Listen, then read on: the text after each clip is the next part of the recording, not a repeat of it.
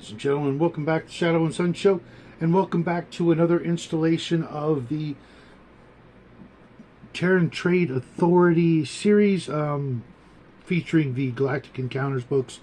This one, The Fantastic Planet, is book, I think, 3 or 4 in the series. Book 3, and I will be continuing the series. And unlike what I said in a previous installation of this series, not all these books are actually geared toward the younger audience. This one, with its art, definitely not safe for kids under a certain age. Viewer discretion, blah blah blah. There's some imagery in here I'd love to show you, but I'm not going to take any chances. Needless to say, it was a lot of fun, not for that reason, but because there were a lot of twists and turns and surprises, especially toward the end, like any good story, where the crew, a 3-man crew of explorers for the Federation, come across a star, and they're supposed to do a survey, and they find their readings tell them there's a planet, but they can't really see it until they get closer, and then they can barely see kind of a glimmer, some sort of cloaking field around the planet. And getting too close, they're inevitably pulled to the planet and barely survive a crash landing on a planet filled with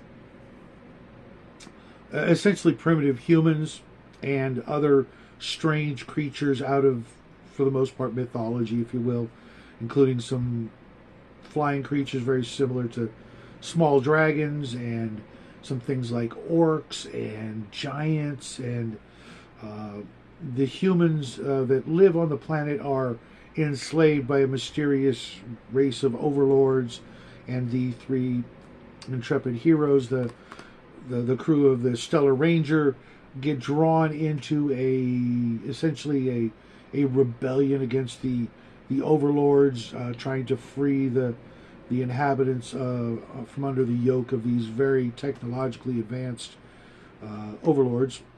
And of course, they're successful in a rather unexpected way, and it was a lot of fun. I could easily throw this in as like a side adventure. You could drag it out for a full, long, arc if you wanted to, but I think it would better play out as a mini campaign, or like I said, a side quest for a group of Traveler or Final Frontier adventurers, or Star Frontiers, or any other sci-fi game that you could come across. But all in all, this was probably my favorite so far. The previous, the first one, Aliens in Space, needed more aliens, to be honest. And Star Quest, it was okay. It wasn't bad, but I think I liked this one better just because it threw in that sort of quasi Vallejo Frazetta artwork in the swords and sorcery vein of scantily clad men and women, heroes, monsters, that sort of thing.